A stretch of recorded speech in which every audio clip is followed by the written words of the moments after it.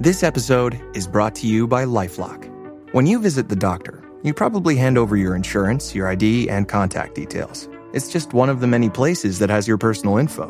And if any of them accidentally expose it, you could be at risk for identity theft. LifeLock monitors millions of data points a second. If you become a victim, they'll fix it, guaranteed, or your money back. Save up to 40% your first year at LifeLock.com/podcast. Terms apply.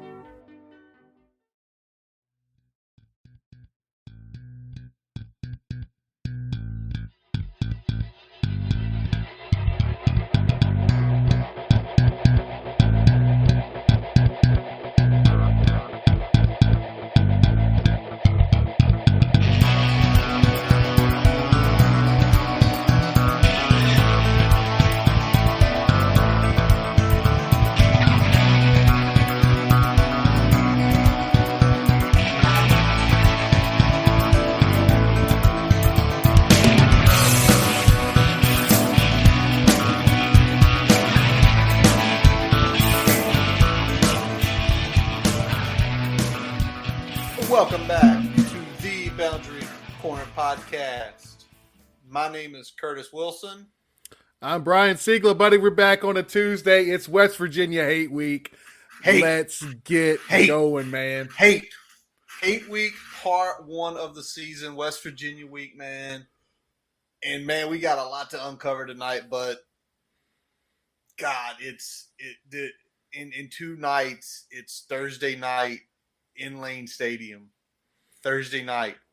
The place where Thursday night football originated, and people knew it could be something big. And I think it's the 26th anniversary, something like that this year, of actually playing West Virginia on the Thursday night. I know we're at year 22 from one of the nastiest games ever in the series when Andre Davis went the fuck off for 3 touchdowns and Way Ward killed a kid on that punt return. It's still, and probably every single person watching tonight or listening has seen that play. But if you're a new Hokie fan or a young Hokie fan, press pause or step away from the live stream, go to YouTube, type in Wayne Ward, Virginia Tech, and let it do the search. Nothing but fire. Buddy, you doing good tonight? I'm doing good, man. I'm doing good. It's been a good week so far. Got some work done today. Got to do a little segment on AWOD Radio today with Adam Epstein. Radio 910 here in the RVA, the best sports programming in the RVA. If you didn't catch my man Siegler out here at 2 p.m., can check him for a quick hit there. It was awesome. Second hit there, right?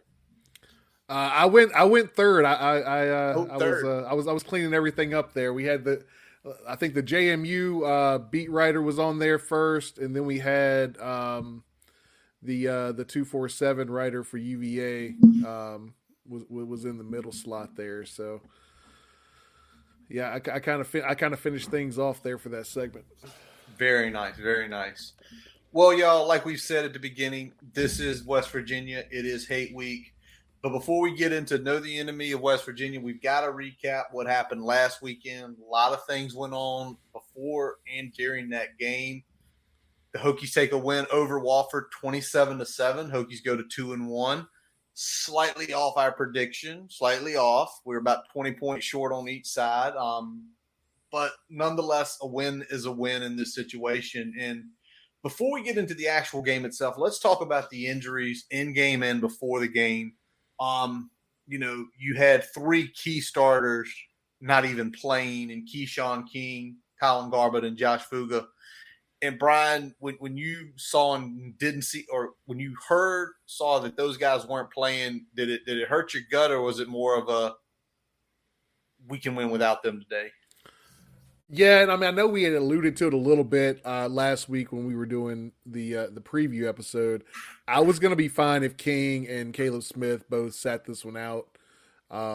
We need them more this week than we needed them against Wofford. Obviously, Caleb Smith played, got a little banged up on a deep ball kind of late in that second quarter.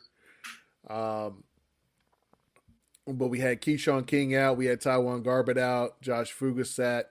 I'm okay with that. Like I said, that's a setup where you're going to need those guys for this stretch we've got coming up. So not just West Virginia, but the entire October stretch, which is probably the most difficult section of this schedule this year. Having those guys as fresh as we can have them for that push, I think is going to be more important than whatever they could have given us against Wofford. So Absolutely. Good move by the coaching staff. And unfortunately, as I said, Smith got banged up mid-game. Seems to be all right, has been practicing so far this week. Same story with Silas Zancy. Went down, but apparently could have went back in, but precautionary just kept him out. Again, it was Wofford. Game was in hand. No need to push it. Anyone that got nicked mid-game with where that score was when it was basically they weren't able to do anything offensively other than get a little first down and then essentially either get a sack or tackle for loss. Nobody was going back in the game. As far as King, Garbett, and Fuga go, you already hit the nail on the head. You don't play them this game. Now, could that score have been potentially uglier with King in the game? Yeah.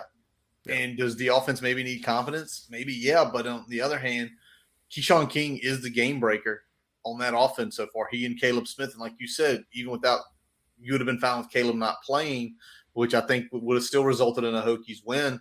Caleb gets slightly nicked and they immediately pull him. Is it one of those he could have went back in? Probably. But it's one of those weeks, too, where if you're hearing about these guys' injuries, and if West Virginia was last Saturday, I think every single one of them would have been on the field. I think Caleb would have came back. I think Silas would have came back. I think it's showing roster management that sometimes a little nick, you don't need a guy to go back in. Game's in hand. Let's move on. Yeah, with Caleb, it seems like it's like a rib issue, which those things can linger. We know that. That's pain tolerance, though, right? Laying out for that deep ball, I think, is what kind of probably triggered that for him. And it's pain tolerance, but at the same time, if it's one of those lingering things and you feel like you can take care of things without him, sit him down. He came out, he went back. And when he came out in the second half, he wasn't wearing any pads. He was just in the jersey. So he knew his day was over. At that point, we were handling them. It very much seemed like unless something drastically changed in the trajectory of the game, that was going to be in hand at halftime. We came out, didn't play as well in the second half as I was hoping. But, again, as you said, a win is a win. Exactly. All right, let's kind of take a quick high-level overview of some things you wanted to see last week, Brian. I think we did see a few of these things. The first is you said you wanted to get away from the predictable play calls, the predictable run play calls early in drives. And I think from what I saw watching the game again and in, we saw a lot more passes, a lot more quick plays on first down and the ball in the air versus running the ball. Yeah, they definitely were hitting more of those passes in early downs. That I think that helped get the offense in a little bit more rhythm. We still didn't finish as many drives as I would have wanted to against that defense, and I think that's still that's where we're still a work in progress with finishing drives and closing out drives. We had the missed block on the 4th and 1 on the first drive after you had some productive plays before that got us in a pretty good position there to get some points. Then you had a couple others where, one thing here, one thing there killed a drive when you crossed the 50. So, there were still some points left on the field there that I feel like if we can clean some things up, that's going to be a little bit better looking number than I think we ended up with on Saturday. Yeah, probably somewhere between 7 and 10 more points, probably somewhere closer to 40 like we thought it'd be. But that 4th and short play early, it's off and off tackle play. And I told you, if you're going to put Jalen Holston in there, I absolutely hate that play call for him. He does not have that sort of quick kick to get there if the play isn't blocked perfectly. And like you have been telling me so many times, if certain plays aren't blocked perfectly, you will lose. In that case, it wasn't. In that case, we lost. And, Brent Pry, who right there seemed very aggressive, similar to the BC game, It did not pay off. Now, comes back later, we have a 4th and short. He tends to go a little more passive. And I think something me and you've talked about a couple times, not only on here, but just in passing conversation, it seems like Brent Ply he looks at the data and the statistical points of what you should and shouldn't do, but then he essentially plays it by gut. Because there are times where you're like, oh, he's going to go for it here. He kicks the field goal. There are times like, take the points. He goes for it. So it's like, to me, he's kind of finding his rhythm as a head coach of when to go, when to push and when not to push. And right now it's kind of been a healthy balance thus far in the season. Yeah, you wouldn't call him aggressive. You wouldn't call him passive. It's definitely situational, and I think it's relative to game flow. I think it's relative to where we are on the scoreboard. I think that's the big thing that we're looking at this point, is that he is aggressive, I feel like, when he needs to be or when he feels like it's to his advantage, and then plays it more statistical when it's something that, could be advantageous to punt, keep the field position, when the game's a little tighter, when things are a little still in the balance. So I like the mix there. So far, most of the times that he's rolled the dice, I would have rolled the dice, and most of the times when he's punted, I would have punted. So I don't have any big problems with what I've seen on that front. I probably would have went. I probably would have been a little more aggressive, not necessarily this Saturday, but overall than he's been so far. But again, that's why he's got the money and I don't. Our armchair, I can be a lot more aggressive than he can, so because he's the one that's got to go to the podium and answer for it. Absolutely. Now, the other thing I want to get your take on this from playing at a collegiate level. Do you feel like that we played down Saturday, or did it feel more like a controlled? We're going to win this game. There's no need to press. There's no need to go outrageous. They aren't as good as us. Because I want to get your take on that.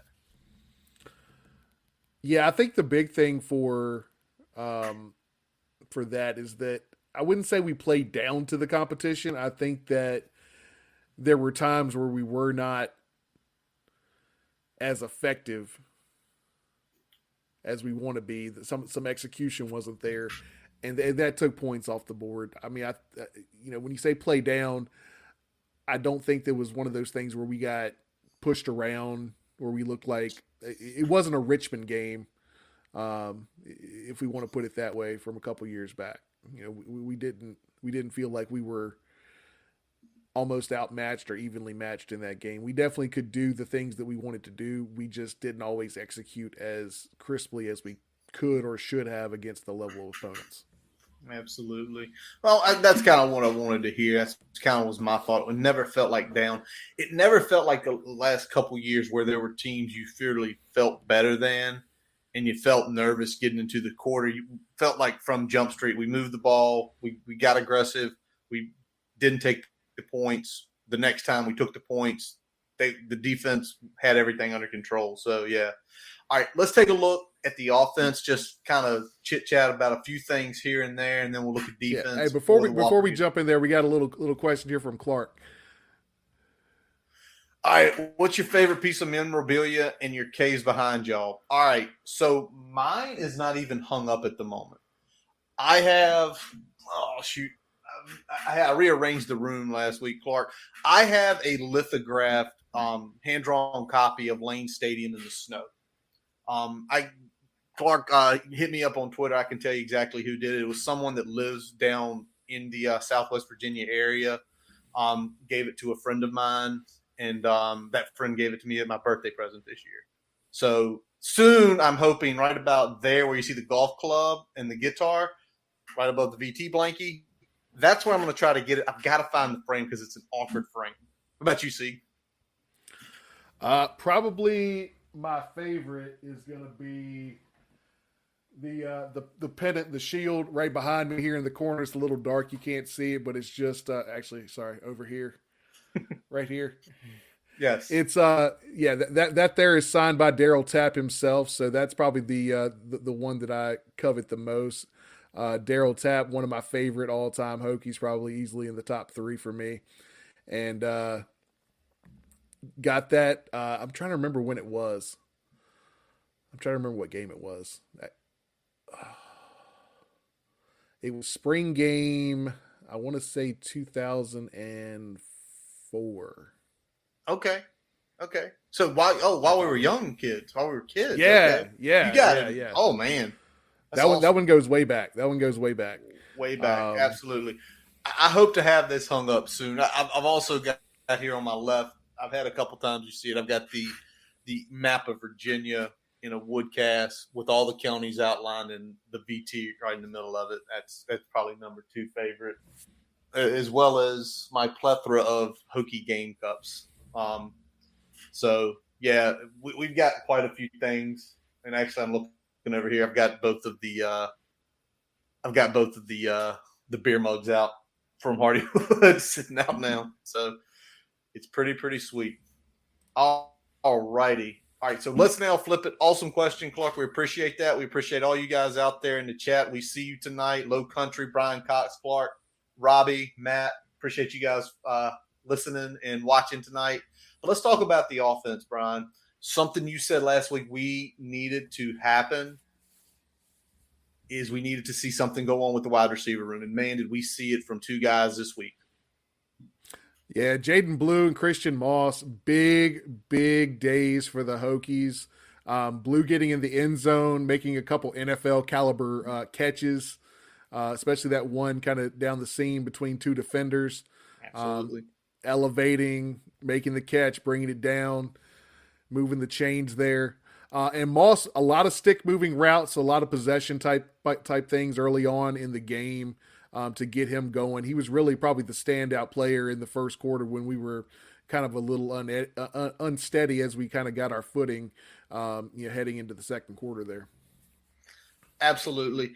And for Blue, it couldn't happen to a better individual of everything he's went through, to not only have a good game, but to catch a touchdown pass and to just feel like kind of the weight, because we've been hearing he's been nicked and that he's been trying to come. We've seen him play, but we haven't seen it develop on the field, clearly developing on the field last Saturday. And then Christian Moss, we'd heard his name several times in the fall camp. And was it one of those, was it just noise that coaches are trying to talk somebody up and get somebody moving? In this game, we saw it. And he had the one miss, though, the one miss on the comeback, which was if he catches the ball, the guy fell down behind him. He's probably dead to rights in the end zone. So I'm sure they're probably going to be working on some comeback drills this week, like secure the ball first. Secure the ball first. Somebody else, what about Gallo getting back to game 1 type production? I mean, he did very little against BC. And, I mean, to say we win that game with him doing little production is kind of unbelievable. And now getting him back in it's pretty awesome. And, yeah, we kind of talked about it last week where it seemed like BC was big time keying on those short, flat routes to the tight ends. We had it heavy in the rotation against ODU. They were jumping them pretty quick. I think just with some of the different personnel we had, some different play calls this week that got a little bit more spacing in that kind of second level of the defense. I think that helped Gallo get open on a more regular basis. And I think that'll bode well. We'll see if we can keep that up against West Virginia this week. And then the return of Jalen Jones, man. I mean, only 1 catch, but that was a pretty sweet catch he made. And looks like he's starting to get his groove. I know it was later in the game, but again, just getting him on the field, getting those reps. Obviously ran more than just the 1 route he caught. But the wide receiver room with, Caleb, with Gosnell, with Lofton, and now with Blue and Moss sort of making an impact, the depth is slowly building. It's taken 3 games to get more than 3 deep, and I'm missing somebody there because Brian had the no, that was the 6 we talked about, right? We talked about that was the 6 we talked about earlier in the season. So getting that there is really good, and I know Gosnell's becoming a steady Eddie. Gosnell's catching like 3 or 4 passes a game. I think he's went 1, 2, 3. But every time it's like a big first down catch. And it's moving the ball down the field, which is really key. Yeah, and when we got the depth chart this week for the West Virginia game, we were looking at it and we were like, okay, well, this depth chart for the wide receivers finally looks like what we thought it was going to look like in fall camp, right? We got you got Blue and Smith on the outside, you got Lofton in the slot, and then backing them up, you've got now Moss and Jones outside with Gosnell in the slot. It's kind of what we thought this was going to look like from Jump Street, and heading into a big game like West Virginia, that's kind of a good comfort note to kind of feel like the wide receiver room is finally starting to take some shape here. And talk about Jalen Jones, yeah, he got the catch. What impressed me was that yak, that the yards after the catch, and how he runs with the ball in his hand. He kind of runs with purpose. It reminds me a lot of, and this is not a comparison in terms of ability, but this is a comparison in terms of what it reminded me of. Just see him on the field. Anquan Bolden run after catch. Okay. He like angry running from a wide receiver. Yeah. Possessed. Like, don't get in the man's way. You are going to feel it. So, yeah, again, that room is slowly developing, and, you wish it was quicker, but, hopefully better now than never. And now, talking about never, let's talk about the OL, because we still saw some struggles there. First question I want to ask before we get into your grades and doghouse and a couple other things. When you saw when Moore went down early and you saw Schick come in, did that shock you? And then when Silas went down and he came back out, give me some stuff on Bob Schick, because I think me and you are expecting, okay, here's your chance to put the other Moore brother in, or potentially Chaplin.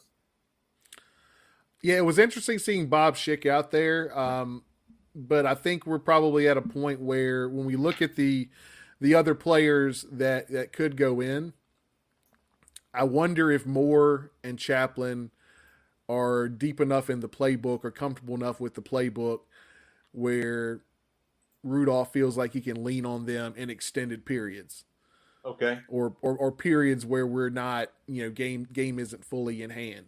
That's my thought at this point as far as why they didn't get in. But he talked about it a little bit too, is that unit's still trying to gel. When you're trying to gel, you probably lean on the guy that's had the more work, the more experience. Schick got in there, held up pretty good. I've got no real major notes on how he did there. I think it was a solid outing for him. Nothing super impressive, but sometimes all an offensive lineman has to do is be anonymous, and that's a good thing. If you don't know, and Schick, unless you were looking for him, Schick was mostly anonymous, so that's about as good as he could do, I think, in that type of sub-in role for his first big game. That might be the best. That's the quote of the day right there. If you're an offensive lineman, remain anonymous. And it's 1,000% correct. Because if you don't know the name, essentially nobody's getting hit and nothing's getting blown up. And sometimes that's all you need to win football games, right? And you kind of mentioned it, and what Brian was alluding to was Coach Price's comment after the game of somebody asked him, it might have been Andy Bitter, like, why didn't the younger guys play? And he's like, Joe Rudolph's big thing is getting this first unit to gel together, and it's not happened yet. And the question is, let me ask you this, does it come a point in time where if they aren't gelling, Rudolph makes a move where it's like, okay, I've got to figure out why we're not gelling, and I've got to move someone out? Yeah, I think he's going to get to that point. I don't think he wants to. I think he knows that in terms of ability, these are his best five at the positions that they're playing. But at some point, if it's not working, you gotta do some mix and match. And I don't think we're at that point yet. But okay, I think we're getting to a point where if we don't see some progress the next couple weeks, then that's going to be probably where he starts making some moves. But the grade for this week is honestly a D. Communication is still a big problem for this unit. I don't think they necessarily impose their will against a team that has subpar talent. And some of that was because of missed assignments, miscommunication with assignments, miscommunication with blitz pickups. On that fourth down, I don't know whose responsibility it was because I don't have the play call, but it looked to me like Silas and Jesse blocked the same defender. And there wasn't that's not a situation where they're working to the next level. those are going to be cutoff blocks. It's a backside play. There's not going to be anything too intricate there. They should be blocking the same down lineman and letting one go completely free into the backfield. The only other option there is maybe that was Drake's guy, but Drake had a cutoff on a guy that was the outside linebacker. So it looked like that was probably some sort of miscommunication on the offensive line part there. And we saw that a lot throughout the game. There was sometimes stuff on the inside where a guy should have been working to the next level and kind of just hung around on a combo block. These are things that take plays that could be 5 to 6 yard gainers, 8 yard gainers, and turn them into 1 or 2. And that's the big problem we've had, is that still on those early downs, we're not productive enough where we're giving the offense a chance to be in those second and manageable and third and short situations consistently enough, even against a subpar opponent like Wofford. All right. And Brian, I think we probably can all guess who's in the doghouse this week, but go ahead. Tell us who's in the doghouse this week. We're putting Parker Clements in the doghouse this week. Not a good day overall, run blocking and pass blocking. I was looking at PFF grades. Somehow Grant Wells has a higher PFF grade in pass pro than Parker Clements. Oh man, not good. Not great, Bob. Not great at all. All right. Well, let's move off the offensive line, and hopefully that is improved this week, because I think it has to be. And let's talk about quarterback play in general, and let's talk about Grant Wells. Obviously, definitely his best game as a Hokie, maybe one of his better games as a college quarterback. Over 300, 314 in the air, 74% completion percentage, 2 touchdowns, no picks, and kind of looking, what did you text me about what you saw him doing? He was going through his progressions a lot better. That's it. Sorry. Brain fart. You're good. Yeah.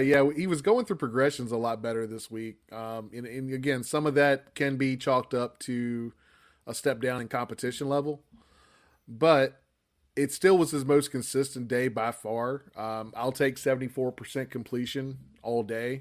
Every day. Especially since there's only, a couple out there that were truly badly thrown balls by him. Yeah.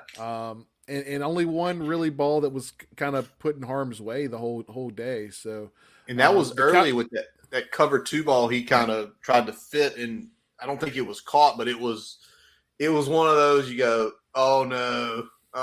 Okay. Yep. He left it a little bit lower than you wanted to. A little bit lower. Maybe put a little bit more air on it. Get a little bit closer to the sideline. A little bit deeper. Yep. So it was close, but that was the really only close call all day. And I think he took care of the football well. And he saw the field a little bit better. He still occasionally will stare down his primary route kind of out the gate of the snap, and that's something that I think he needs to work on. But I give him a solid B+ on the day. Not a whole lot of big critiques for him. I know a couple folks were killing him on the timeline, but I mean, these are things that we're going to have to kind of massage as we go throughout the year. You have to live with it. It's what it is. You have to live with what he is. And I mean, I know Jason Brown did get some run near the end of the game, which to me is good, getting the backup quarterback involved just in live game action where he has reps. He made a few throws. It's good to have on tape. It's good to talk to. So I was very glad to see that. Now, one room that, I don't know if you put this on the offensive line, but the running back room did not have a good day. 3.3 yards a carry. We didn't have King, which me and you've already alluded to. That's fine. Jalen Holston had an okay day. Chance Black probably maybe the worst he's looked this year. Maybe he was one of the guys that was trying to press to impress the coaching staff, and but lo and behold, we think it's, man, this is what our running back room is. Bryce Duke comes out in the second half. And I know by that time, game was in hand. We had worn them down a little bit. But what was your take on Bryce Duke's day, Brian? I mean, I think he had a good day. We showed some solid vision, good burst in the hole. My thing was that he ran through contact to finish the run. That's a big thing for me.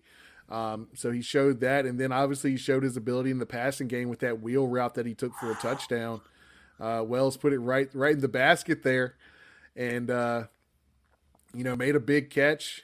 Not quite full extension, but had his arms out, cradled it in there, took it to the house. I like that. When we look at King being out, we knew that there was going to probably be some sort of step back in terms of production level from this room on the day. And we got that.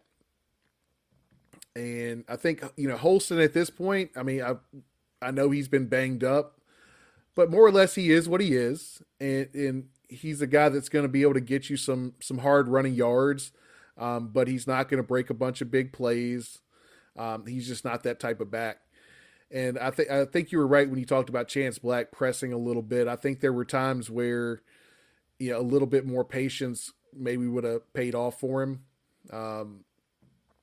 But I think he was trying to, one of those, or hit the home run too early in the snap, and he ended up, blocks didn't develop, things weren't there, and now you're getting a 1 or 2 yard gain instead of what could potentially been a modest but solid gain when you're trying to hit the hole hard and break to the second level too quick. Absolutely. The one thing about Duke too, I know you talked about running through contact, obviously showing his hands, is when he saw it, he went.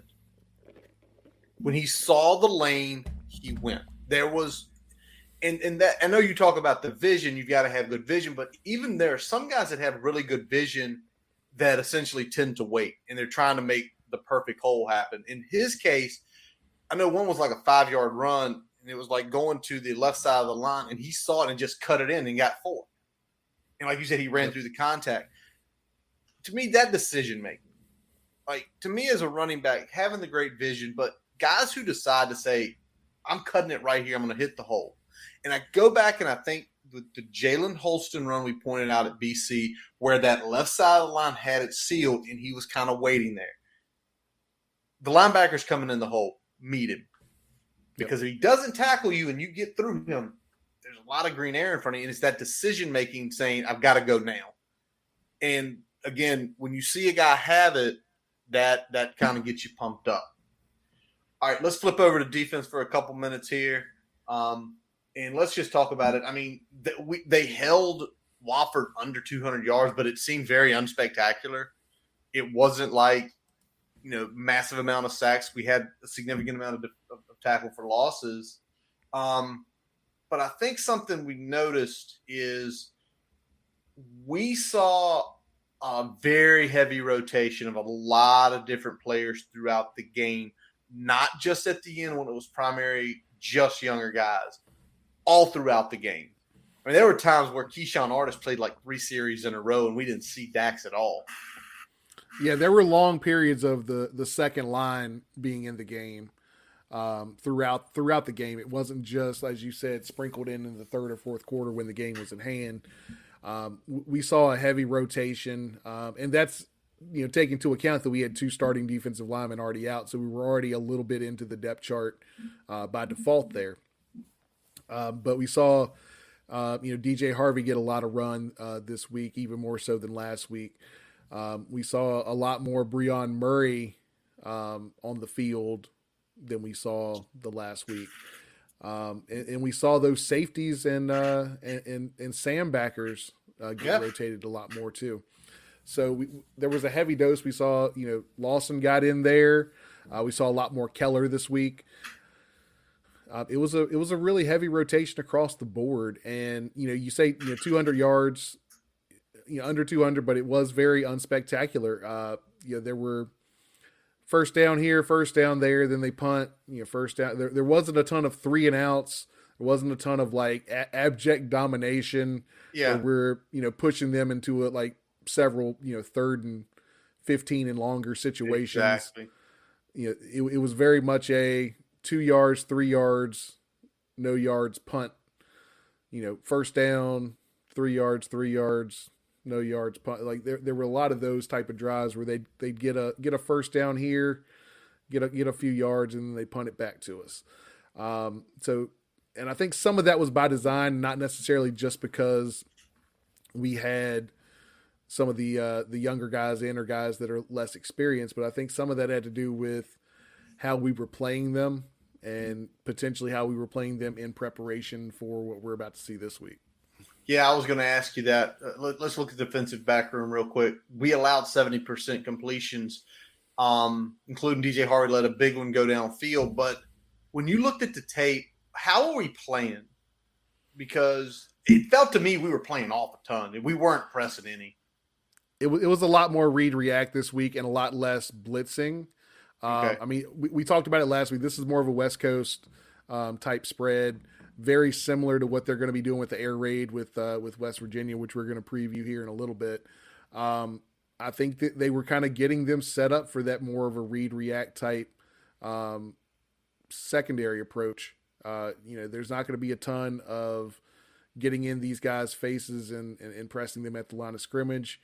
When we look at West Virginia, and I think some of that was by design, getting guys out there, getting them comfortable with those looks, because it is a little bit of a different approach than I think what we would like to do against a more typical, spread offense. Got it. Now, but because of that, I think we saw it again, and every week we keep talking about it, Brian. Dude, the tackling form looked better this week than it had all year, and it's been significantly improved all year. But it seemed like wrapping and getting guys down quick, there were no chances for them to go any further than wherever they caught the ball. Yeah, and that's going to be key. With that read and react, you've got to be able to come up and make the tackle in the open field.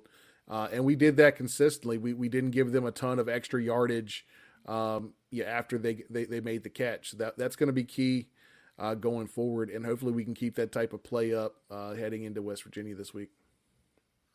Yeah.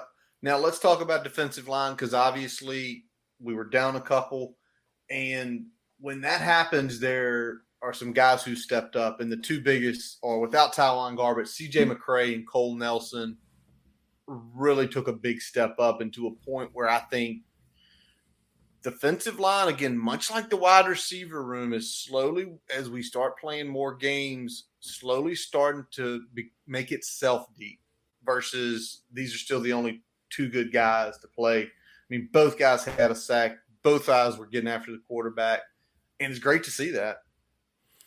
Yeah, and I'm going to revise some of what I said at the start of the season. I was concerned about this defensive line to start the year. From a depth perspective, especially a D tackle with really only having 3 proven guys. We talked last week about Panay coming in and getting, so many efficient snaps and kind of closing that distance between his play last year versus what he's doing this year. We've seen Cole Nelson now step up. CJ McCray coming on the scene is going to be huge. He had some good plays against BC. We saw some more, a lot more this week with him getting kind of a steady rotation in that defensive line room. So if we can continue to make these strides on the defensive line, that's going to help us, because as we were talking about, when you can't bring the pressure like you want to against certain types of offensive attacks, getting pressure with 4 is going to be key. Mario Kendricks had a good game. He was living in the backfield. So if we can get more of these guys where we can get pressure with 4 more consistently, that's only going to be better down the road, and we won't have to necessarily worry about whether we're playing a certain type of offense or not. Absolutely. And then with those guys taking those steps, now that Kendricks and Panay have kind of entrenched behind Fuga and Pollard, you've got 4 there, and with McCray and Kendricks, along with Garbett and Jalen Griffin, he's not been spectacular, but he's been very steady at the other end position. It's like, okay, we've sort of got a little more depth with where you feel comfortable rotating guys in and out to say, hey, this is your series, go out there and do it. And, it's kind of funny. There's something around the lunch pail. It's like J.C. Price, he's getting his yard dogs ready. And hopefully he can get them feast on Thursday night. All right, one scary play as a Hokie fan on Saturday, and it was late in the game. We were punting. We had punted deep. Their guy attempts to make a return, and Jamari Connor is on special teams as a gunner. And he absolutely lays the wood to that punt returner. And we're like, yeah, heck of a hit. We're all jacked up. It feels like the old days. And you come back and you see the ref with the headset on looking at the damn video, and you're like, oh, no, he shit. did not call. Oh, mother. Yeah, we were big time concerned, especially with who we got, coming into Blacksburg on Thursday. We don't want a guy like Connor out for a half because of some bullshit call like that. Thankfully, targeting was reviewed, no targeting.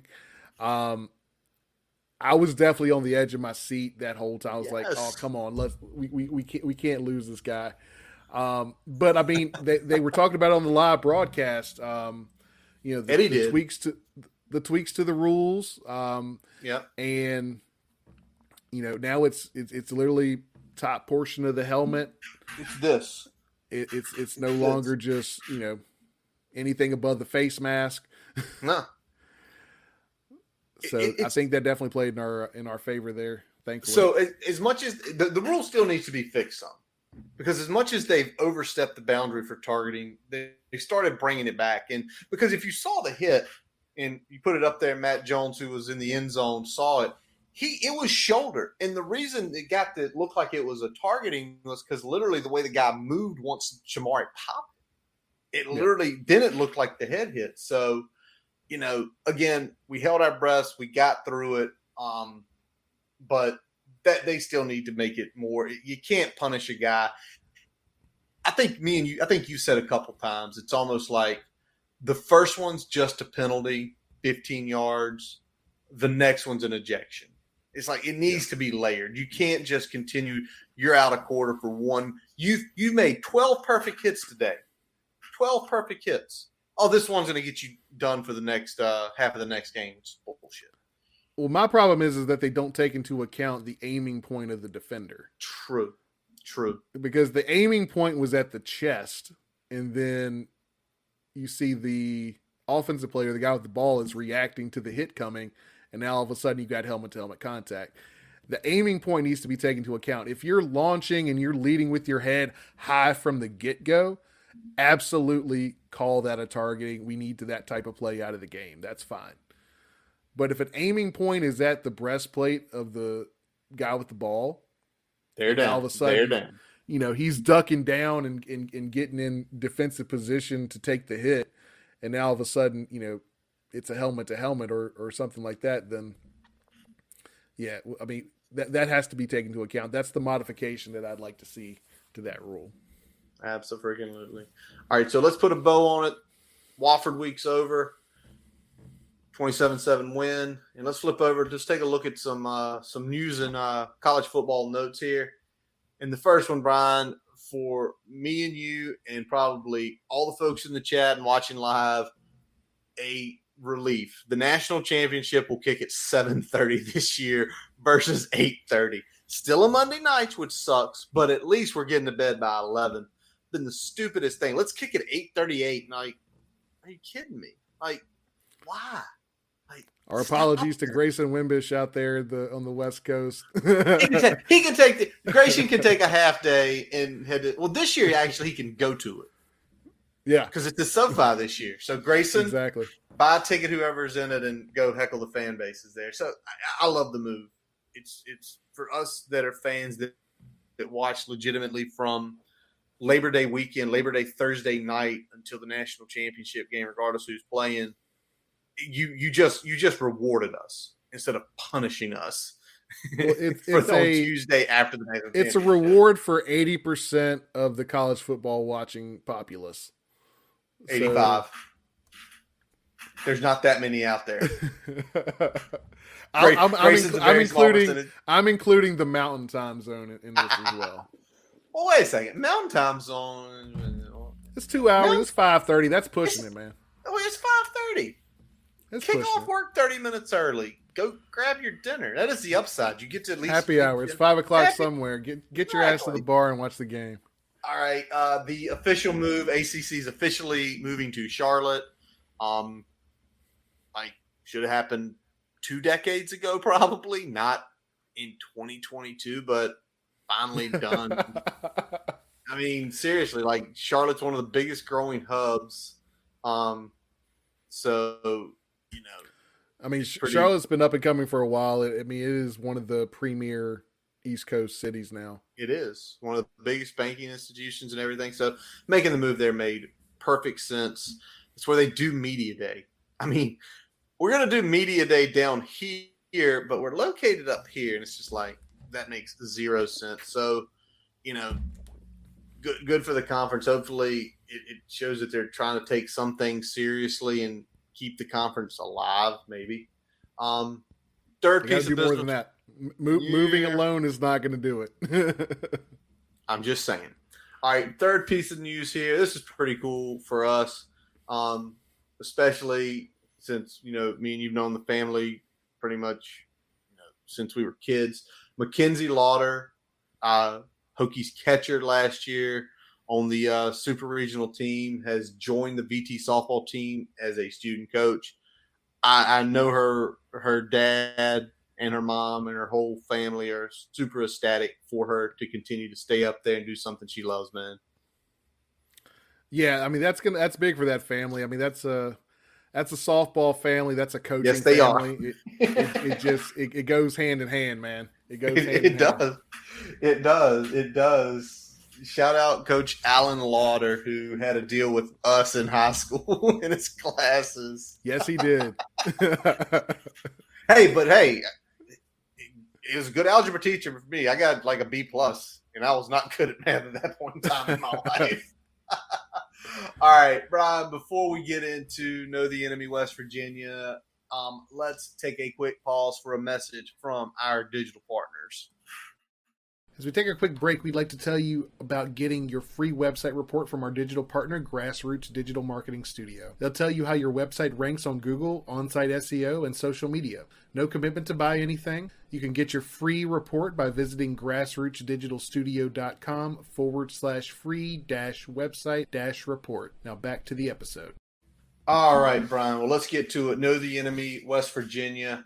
And let's just start right out the gate here, Brian. And let's start with the quarterback because he is the biggest name in this game.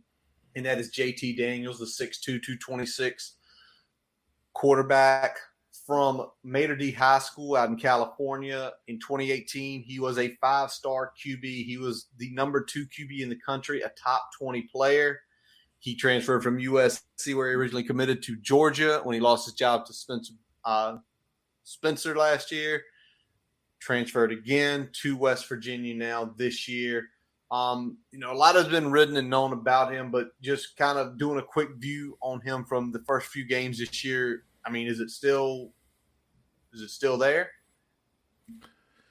I mean, he's still a solid quarterback. He gets the ball out really quick, especially on early throwing downs. Accurate in the short intermediate game. Probably could see improvements in his deep ball, but he can still make all the throws. But his biggest thing is his poise in the pocket. He doesn't really panic when things don't look good or when the pocket collapses around him. He does a good job at still getting the ball out. But sometimes that's to his detriment. He hangs on in the pocket there when the pressure's coming, and dangerously so. We had a couple balls when we were looking at the Pitt game where, you know, guys are hitting his arm as he's throwing the ball, and he had four times that his hand got hit as he was throwing the ball. None resulted in a turnover or an interception or anything like that, and 2 of them were completions. So, you know, does the luck run out for him in this case? If we can get some pressure on him, we'll see. But he does do a good job of hanging in there and delivering. Yeah, absolutely. And I know he threw the pick 6 in the Pitt game, which was, I mean, I remember watching that game. He telegraphed that pass. And when the Pitt corner saw it, he jumped that route and housed it. Essentially, that was the game. But, you know, so far this year, I mean, he's put up some pretty good statistical data. You know, completed 64% of his passes. He's got over 750 yards already in 3 games, 6 6 touchdowns, only 2 interceptions. Never been a real threat to run at all. And he's not really that athletic of a guy. But, overall, he is who he is. That 64%, he's at 63.8 for his entire career. He's got it close to 6,000, over 5,500, passing yards. So he is a good player on this team. Yep. And I'll tell you what, the guy he's throwing to primarily, his favorite target, Bryce Ford Whedon, that wide receiver, 6'3", 224, also 2018 class. North Carolina guy, played down at Holly Springs, down in Fuquay Arena. Probably a lot of folks listening here tonight, probably familiar with that area. Looked him up, no offer from Tech when he came out. And, so far this year, he has been kind of tearing it up, almost 300 yards through 3 games, 4 touchdowns, averaging just a little over 12 yards per catch. What's the tape tell you about this big-bodied guy? Yeah, he's probably the best all-around wideout we've seen so far this year. Ollie Jennings and Zay Flowers did some really good stuff, but this is more of a prototypical NFL level type receiver. Great blend of size and speed, and he's a great route runner. He's got good hands. High point skills are off the charts. He's really good at high pointing the ball. But he will have a drop every now and again. So there's some opportunity there where key third down could potentially get drop one that gives us the ball back. And I have seen him occasionally disappear for stretches in the game. But when he's out, when he's feeling it, when he's in the zone, he's as good as anyone you can really watch on tape. He's that NFL type talent. Nice.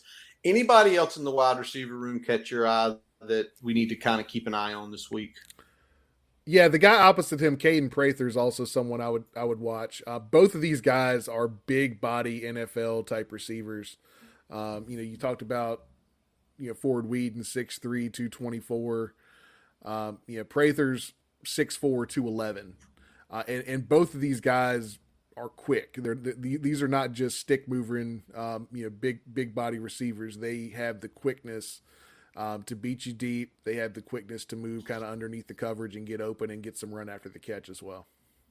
Yeah, and you mentioned Prather, 6'4", 210. So again, you say big body, definitely big body. Not quite the statistics that Ford Whedon has, right at 200 yards, right at 11 per catch, but still you see those sort of numbers. And like you said, if he's opposite, he's probably definitely going to be getting the looks this week.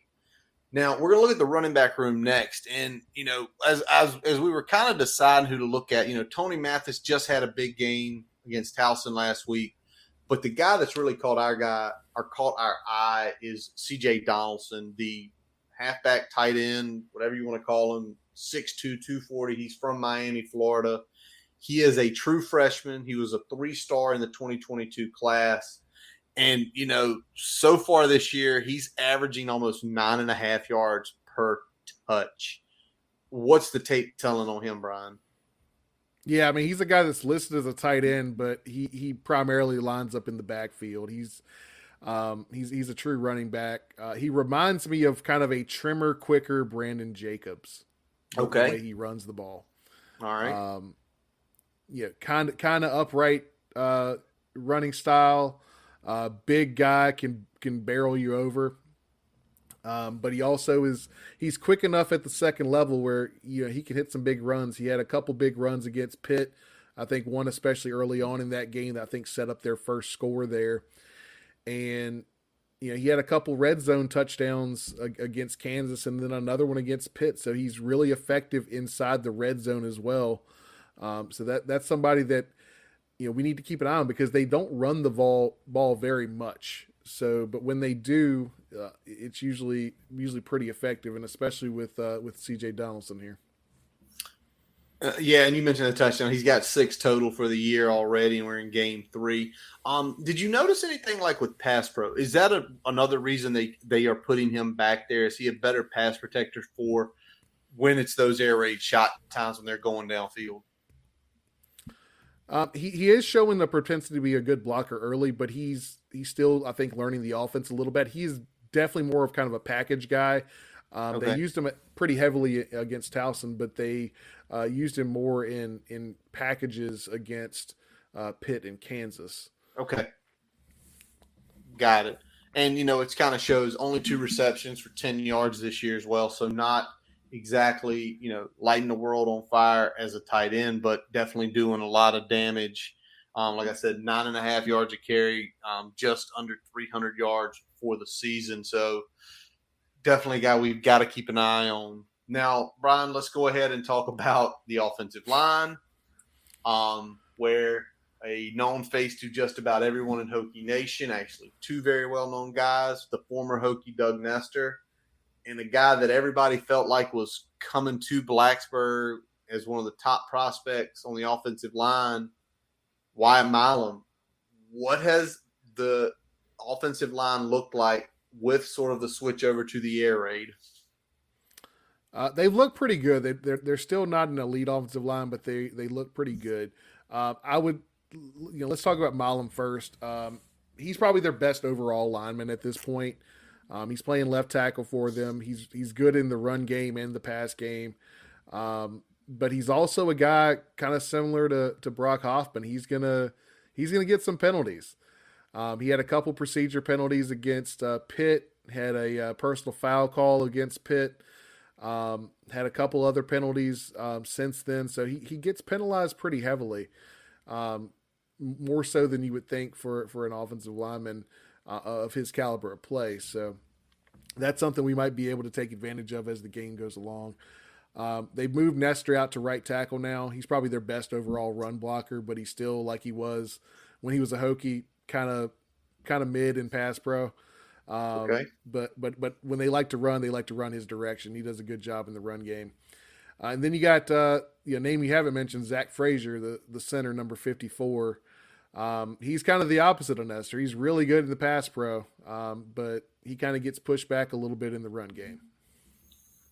All right. Have you seen that? I mean, I know there was a few plays during the Pitt game that clearly the line broke down. I mean, are they like a roller coaster ride where sometimes they're doing great and then all of a sudden 3, 4, 5, 6 plays in a row, they just look like dog crap?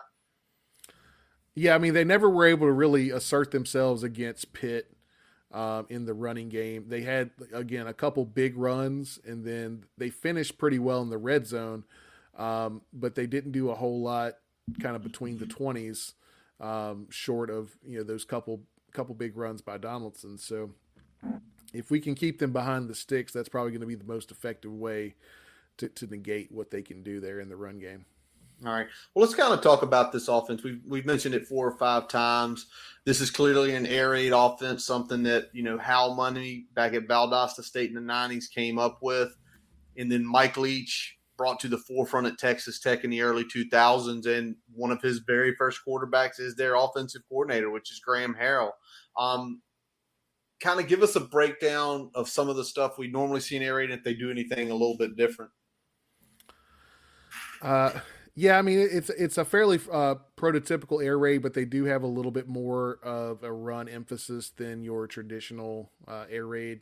They like to employ tempo, especially when they connect on a good run or pass on some of those early downs. They'll get going, get back to the line of scrimmage. They're hurrying up. They're trying to get the next play out. They're trying to keep you on your toes, keep you from being able to sub, and then working those mismatches. Contrary to last year, though, they're not a great running team, but they can be effective when they hit a home run. We saw Donaldson hit a couple long runs against Pitt. We've seen Mathis get 1 or 2 here or there, especially last week against Towson. So they can still hit that, but there's no Letty Brown out there this year. So Okay. Don't expect to get completely gashed like we did last year when we played West Virginia in Morgantown.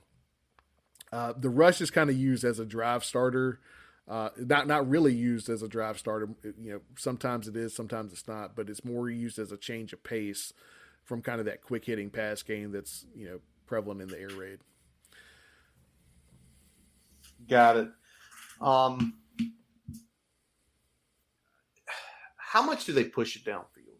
because you have so many air raids where the push down field is almost like an old school NFL philosophy where we're only going to take about 2 or 3 shots in a half. And then you've got to, and when I say that, it's because they're playing perimeter ball, right? You're looking at tunnels and bubbles and quick outs, getting the ball out quick. Do they have a propensity to go deep a lot, or is it more of they're trying to pop you for a quarter and a half, and then all of a sudden once you come up, then over the top they go? Yeah, they kind of suck you in with that, and then they'll work some double moves off of that. And the receivers, they're both, again, we talked about it, they're both big out there, but they've got wiggle, they've got speed. So that helps them both in the short game and when they decide to go deep. So they have the ability to do both. Right. But they usually stay in that short to intermediate zone most of the time, but they will take a shot here and there. All right, got it. So sort of a balanced, not your typical original air raid where it was just a ton of perimeters then downfield, where, again, we've seen it develop where there are some teams in air raid concepts that are just attacking downfield a ton. So very good to know that. Yeah, they're not just trying to stretch you vertically and horizontally. They will stretch you vertically as well. So, yeah, that's one thing to keep an eye on. But they're not just taking shots downfield all game either. Absolutely. Now, Brian, let's flip over to the defense here in just a second. But there's a comment I want you to throw up out there from our coach, Robbie Compton, talking about that. If you give the space, if you press, they vert. Goes back to what we saw, right, against Wofford. Why are we playing off? There it is right there. All right, but now let's flip over to the defense, and let's talk about the guy who probably should be playing in the NFL right now. I'm still trying to figure out why he came back for one more season at West Virginia, and that would be Dante Stills, the 6'4", 285. Call him a strong side defensive end. Call him a 3 technique. He is a damn good player. He was a 4-star when he came out in 2018. He was the top player in West Virginia that year. He was a top 10 defensive lineman. He was a top 150 overall player. He was a stud when he came out, and he's lived up to it basically his entire time at West Virginia. Yeah, he's an absolute monster on that 3-man front, playing that defensive tackle. Has a relentless motor, really quick off, converts speed to strength really effectively. They use him a lot in stunts. They'll bring him all the way across the line of scrimmage. And he's got a spin move that, for a guy his size, is as elite as you can imagine. His other moves are not as effective at the snap, but that motor is what really sets him apart. He keeps working. So he's a guy that if you're not staying on your block, holding your leverage, he's going to eventually get to the quarterback. Yeah. I mean, he caused havoc for them last year. And this year so far, I mean, he's already at 8 tackles, 3 for loss, a couple of sacks. His career numbers, 120 tackles. And again, this is as playing an end on a 3-man front. 120 tackles, 47 tackles for loss, and over 20 sacks. That's elite. Again, I think when he was projected like a 2nd-round pick last year, and he came back, which is just insane. Because usually you get a grade that high, you go, especially defensive lineman, you will be taken. All right, let's talk about somebody who has to clean up what he does, and that would be Lee. And I'm going to go Pogba, Kpogba. He is a I try. He is a 6'1", 230-pound linebacker. Winston-Salem, North Carolina, at Parkland High School. Came out in 2019 as a 3-star. He originally committed to Syracuse, where he was for a couple years. Then he went the JUCO route in 2021, and then transferred as a JUCO to West Virginia. And so far this season, 18 total tackles and 1 fumble recovery. So some solid numbers up front. What are you seeing on tape? Yeah, he's a great athlete and has good speed for the Mike position. He's another kid with a great motor, never gives up on a play. They'll send him on blitzes. He's a guy that can kind of disrupt the backfield in the run game and in the pass game. But he does struggle to sometimes shed blocks in the run game. So he does struggle from time to time. So we can get up to the next level on him. We can neutralize him a little bit. All right, so there's some of those plays like you've been mentioning before, like you seem to be stagnant instead of going up to the next level. Let's hope we can get in his face. All right, next guy we want to talk about here is Marcus Floyd. Marcus Floyd is a defensive back. He is 6 foot, 194 pounds. Louisville, Kentucky is where he is from. Completely unrated out of high school on any service when he came out in 2018. He started by going to an in-state Murray State, so an FCS program, all Hokies should be very familiar with, and then decided to transfer to West Virginia in December of 2021. Where's he lining up, Brian? What's he doing for the Mountaineers? Yeah, so he's a former corner. Most of the snaps he was playing at his former stop, he was playing corner, but now he's playing what's called the cat safety in this 3-3 stack defense, similar to a rover type of position. He's above average in coverage, especially when he can read and react versus being man. And he's a good tackler. Use him occasionally as a blitzer.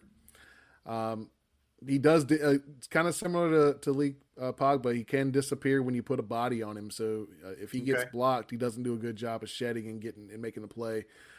He's at his best when he can just fly up into the spill area and make a play in the run game. And like I said, he's above average in that zone coverage, that read and react coverage. Did you see any sort of plays where he was left on a man? Like if they went to some sort of cover 0 or cover 1 where he was forced to cover a slot? He did okay, but he doesn't have elite level speed to keep up with guys. And his technique is not that great. I mean, it's just average. So it's one of those things where we potentially look for a matchup like a Dwayne Lofton or Jaden Blue in that slot if we get the right looks, and maybe not going over the top, but trying some of that quick twitch type stuff where you feel like his skill set is not that. I saw a few times when he got matched up in man where crossers were kind of plays that we could take advantage of him. Okay. All right.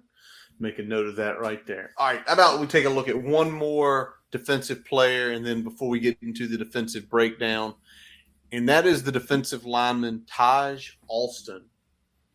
6 foot 4, 255 pounds. Another North Carolina kid from Lumberton, North Carolina, down there near Fayetteville. He attended Copia Lincoln Community College out in Nebraska, and then he committed to West Virginia as a 3-star in 2019. So far this season, as an end, he's got a tackle for loss, a couple forced fumbles, which is very interesting to see. What's the tape showing on him, and how does he do opposite of Stills? He does pretty good opposite of Stills, especially when the quarterback's dropping back. He is more of a pure pass rusher. He's more of the true defensive end in this type of 3-man front, whereas Stills is more of the balanced player. But he has really good speed off the edge.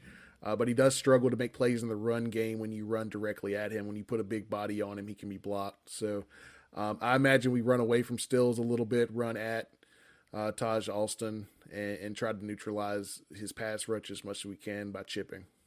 Yeah, and we definitely need to do that because last year against the Hokies had 4 total tackles, including a sack and a half in the game last year down in Morgantown. So obviously he's familiar with the Hokies.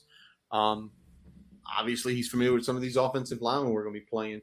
Now, Brian, let's flip over. Let's talk about the defense itself. You've mentioned a couple times already they have not changed it yet. They're still in the 3-3 stack.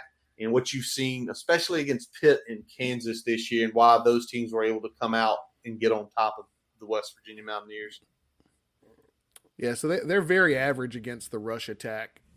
And that's the big thing. Pitt was able to establish the line of scrimmage pretty early in that game, and it kept going throughout the game where they were able to run pretty consistently against that front, especially with Hammond. Hammond had a lot of success against that front. They're an attacking defense, as most 3-3s are. They do a good job of blitzing, designing, confusing offensive lines with how they bring pressure and where they're bringing it from. And they rely on that pressure as they are at best a work in progress on the back end. When you look at that secondary, you got 5 key guys there, and only one of them was recruited by West Virginia out of high school. Everyone else is a transfer, and most of them are transferring from FCS and G5 programs.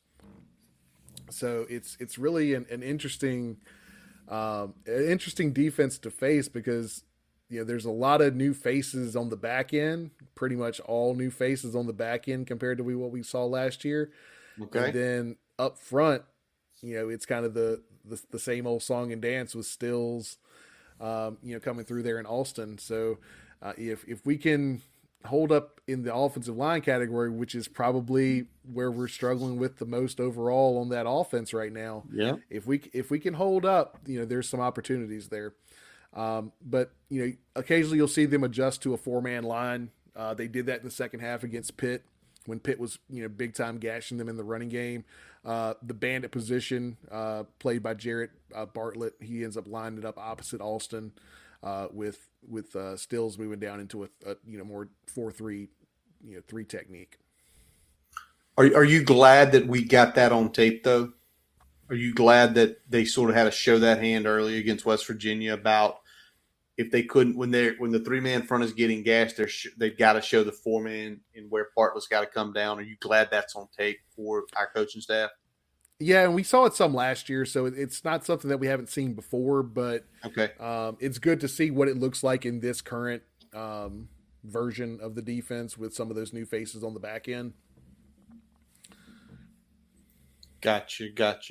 All right, so there is kind of a overview of both the Mountaineers offense and defense and some of the key players that we'll be looking at to not have good games on Thursday night. Now let's go to the Hokie keys for this game. And Brian, as I was looking at the data and diving and looking at one thing then the other, something that caught my eye is third down conversions, and on both sides of the ball, because West Virginia is one of the better in the country. They are completing 54% of their third downs, which is an unbelievable number. I'd love to get 44%. But as I was digging, and as probably all of us heard Saturday, Virginia Tech doesn't give up third downs. And it's not one of those, we're in the top 20, the top 15. We're number 3 in the country. And the Hokies are allowing only 17% of third down conversions defensively. So in one of those games where it's the high-powered offense against the, high-powered defense, it's got to break one way or the other. And is there anything you foresee that might assist the Hokies in keeping that, 17% as the norm for Thursday night? I mean, I think one thing that's helping us is that we got to, practice a little bit of what we're going to get against West Virginia, against Wofford.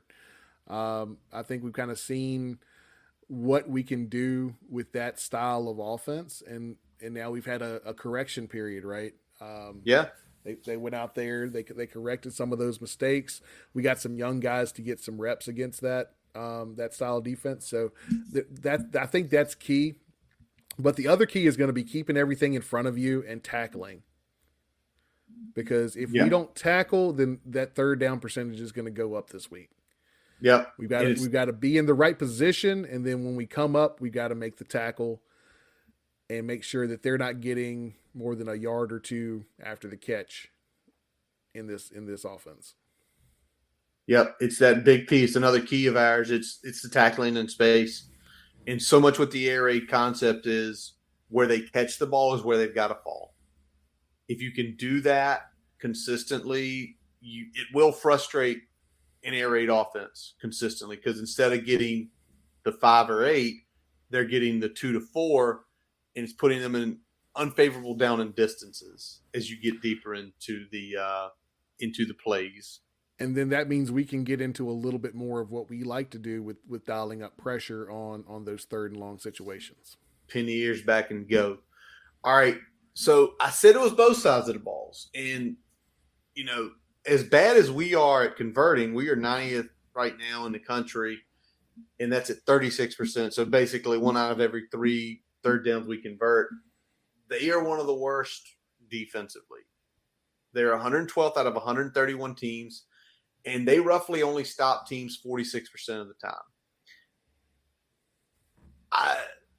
I am hoping that our number can come up to their mean, because if you're telling me we convert close to 50% of the time on Thursday night, I will feel really good about our chances at winning this game, because the less time that offense is on the field, it's the best thing for us.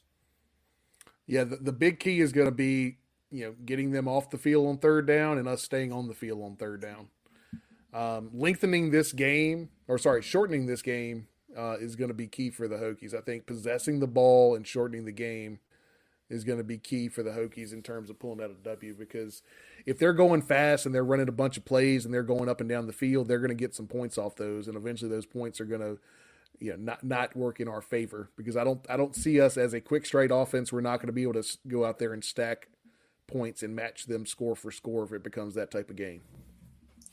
Absolutely, Brian. And that's kind of where it's the next kind of thing that we've been talking about our key is the Hokies run game against the West Virginia run defense. The West Virginia is, and thanks for putting that up. Thanks, Low Country Living, for that. I had heard that. I do think King's going regardless. I think it's one of these. If he's at 85% on Thursday, he's going, because him at 85% is probably still better than any running back we've got. And for this running game, can we open it up? They're giving up roughly about 120 a game. It's roughly about middle of the pack. It's not elite. It's not great, but it's not god awful. But the whole thing is what kind of Brian's been mentioning about getting it going. If we're converting third downs, it's a whole new back end. And slowly but surely, if we're gashing, what has to happen with that back end, Brian, if we're gashing them for 4 to 7 yards every play? That means they're going to have to play up in the box a little bit more to help stop the run, help support the run, and eventually that's going to hopefully open up some stuff on the back end. We just have to be in a position to take advantage of that. Got to take advantage of it. But you've already mentioned it is a flawed back end.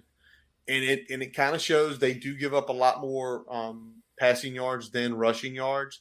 So, again, getting the run game going and getting them to have to get into situations where they're uncomfortable on the back end is so key. Yeah, their success on the back end is predicated on getting pressure on the quarterback. They are not a great back end team. So I think that's one of those things where we talked about Gallo. If we start getting Gallo going and him or Drake going in the flats early and we're picking up significant, that immediately is going to make the safeties, both probably the bandit and probably the rover guy, to come up. And if that's coming up more and more, if they're trying to come up to safety, make the cat safety, God, just call it a rover for God's sakes. But if they're coming up more and more, then guess what? There's going to be lanes to throw down to those crossers we've been talking about. Some of our better plays this year. All right, last piece, and this is just mind-blowing to me. So West Virginia has given up 100 points this year in 3 games. So that means they're giving up over 30 points a game. The insane part is, Brian, they've given up 63 in red zone trips. They've been in the red zone 10 times. They've been scored on 9 times, all via touchdown. I don't think that's good. 9 times. 9 of 10. I don't think that's great. I mean, any of my Ferris Bueller fans know the reference. 9. But seriously, right now we've been down there 8. We are converting 75% of the time, which you want more than that. But to say that, what was the thing we just talked about in the Wofford game? We didn't finish drives.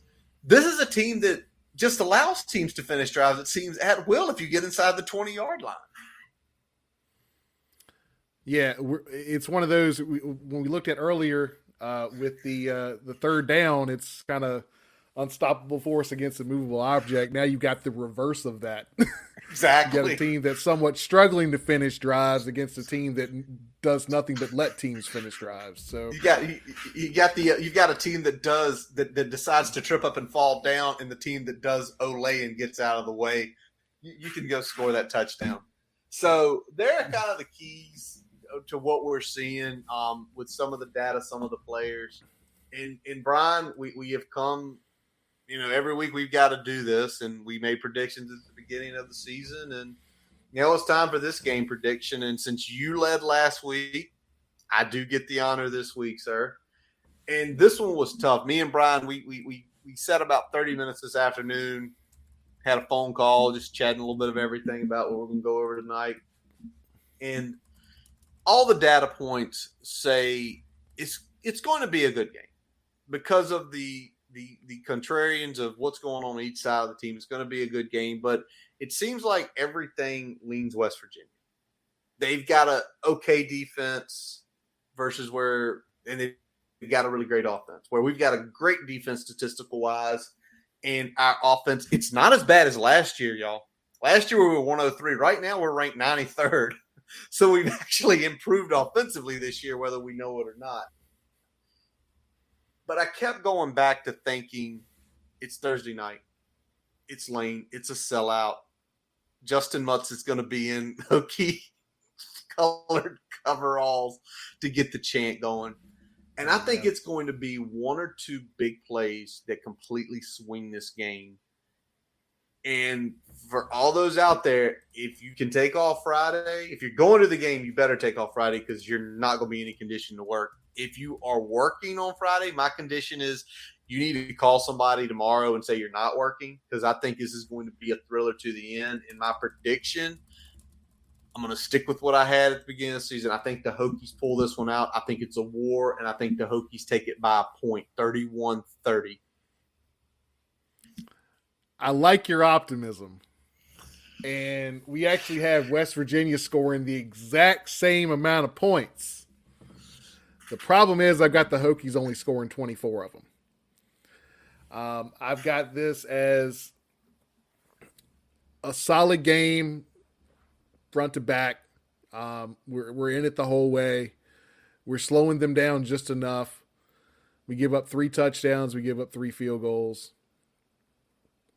We still keep a good defensive performance overall, but we don't quite do enough, and the offense doesn't quite do enough to get that W. Brian's basically saying the offense is not going to finish a few times. Yeah, I'm not fully trusting this offensive line yet. And I think the communication and the way that West Virginia likes to bring the blitz and the pressure from a lot of different areas, if that communication has not taken a step since Wofford, then that's going to be problematic. And when you're trying to close the game out and you're trying to come back, down 1 score, trying to finish out, you're going to be throwing the ball. There's going to be that pressure. And I'm just questioning whether we can hold up. All right, so there you go. I got 31-30 VT. Brian's trying to be the realist of our group, saying 30-24 West. Hey, I mean, we pick against each other sometimes. It's what happens. All right, Brian. So let's flip it. Let's look at our big screeners this week. What's going to be on your big screen at some point in time during the day Saturday? I've got Florida at Tennessee. That's going to be my big screener. Tennessee. Hendon. Man, if we look at the guys that are showing out, I mean, obviously, we got one starter we're playing against this week that used to be on the Hokies. We've got another down in Louisville starting on that offensive line. We got Hendon tearing it up in Tennessee. He's a Heisman front runner at this point. Tay's playing good over Kentucky. Yeah. It's a tough look, man. It's a tough look. But when I look at that one, Tennessee is actually a 10-point favorite here. And that's a little too rich for my blood. Okay. So I'm going to take Florida in the 10. But I think Tennessee wins the game outright. But Okay. I've got Florida in the 10 points here. That is a lot to play, especially, I mean, Tennessee's had very little success with Florida over the last half decade, heck, over the last full decade. So that is a lot to lay. And again, they got up for Utah, and I think that's a fine bet. Now, for me, I'm going to stay in the ACC. It is probably the game that is either going to end DJ Uiagalelei's career or springboard him to actually doing big things. That's Clemson Wake Forest. It is going to be a high noon kick, so I'm going to miss probably about half of this game because of baseball. I'll come in, check the second half, probably be following on the phone while I'm there. I do think Clemson wins. I think Clemson's a 7.5 point favorite. I think Clemson wins outright. I'm not touching that spread. That offense is too anemic and the defense is too good. I am going to say the under a 55.5. I think it's going to be something like a 24-21 game, maybe 28-24. Clemson pulls it out, not enough to cover. But I think that's going to be an entertaining game. There's actually a lot of entertaining games. You know, I chose this one, and it was one more. I think Saturday night in Corvallis, Oregon State, USC. You said it to me when we talked earlier. This is a game we're going to know if Lincoln Riley is for real at USC in year one, because that's a tough-ass place to play, and Oregon State has been playing very good recently. Yeah, I mean, I think it's his first big test. I think we'll see if this is a team that's ready to actually be competitive and challenge for a potential college football playoff spot, or if they're just a team that has some talent but is still a year or two away from making that step. When you look at that team, though, they've got the players. Yeah. And you know, the question is, has Lincoln Riley instilled that winning culture enough in such a short period of time where things start to click when it gets tough a little bit? And so I think that there's going to be times where that game it might be tough for a little bit. We'll see how they react. Yep, because Oregon State scored over 30 every game this year. They did have a war with Fresno State, in which, you know, everybody's gonna say, well, if we look at the common opponent, Fresno State, you know, USC won by 21. I listened to a podcast, it's a San Francisco Niners podcast, and one of the guys went to Fresno, so he pays super attention to them. And like their best player went down early first half. So we didn't really get a reflection of Fresno State versus USC. So I'll probably be up till 1 o'clock in the morning Saturday. I'm just going to go ahead and book it. It's a 9:30 kick. Have a couple late cocktails and some whatever's left over in the fridge. Yeah, we got to remember to tell everybody, though, that the transitive property does not exist in college football. So you can look at common opponent all you want to, but that doesn't mean shit. It don't mean shit. It don't mean shit. And it's wild. And I think the last few weekends with some of these games and some of the finishes have just been perfect. It's why we love Sundays too. Don't get us wrong. We love Sundays. We have our teams. Brian is currently wanting to go, well, probably kill someone he wanted to kill 15 years ago. But, I mean, we're not going to put it in there. Matt Ryan. But accurate. But Saturdays is where we live. It's I think when you grow up in the South, it's just a little different on Saturdays. And, you know, Brian, you went to a successful D3 school where even though with 1,200 people on campus, Saturdays were wild on Hampton Sydney's campus during a football game. So it hits a little different for us. All right. Be quiet, Robbie. That was one time after one too many drinks. Brian, anything? Yeah, you see what he put in there? No comment. I've never let that. No. Anything breaking over the last little while? We've been on right at 90 minutes, brother. I think we're good, bud. All right. Well, that's going to wrap up this episode of the Boundary Corner podcast. I'm Curtis Wilson. I'm Brian Siegler. Visit our website at boundarycornervt.com to listen to all of our episodes. While you are there, don't forget to follow us on Twitter, Facebook, Instagram. Subscribe on our YouTube account. Thank you, all you guys out there listening on YouTube tonight. We really appreciate your interactions here. Also, podcast sources, Spotify, Amazon, Apple Podcasts. We are still there. Subscribe to your favorite. Let it be there for you in the morning to listen again. As always, we let our buddy Jason Long play us in, play us out. On October 2nd, he is going to be at the Food Hub's pop-up brunch market at Golden Cactus Brewery on 214 5th Street Southwest in Roanoke. So check him out there. Go have some beer, have some food. We thank you always for listening. Jesus Christ. We thank you for listening as always. Hate you, West Virginia. Let's go. Hokies.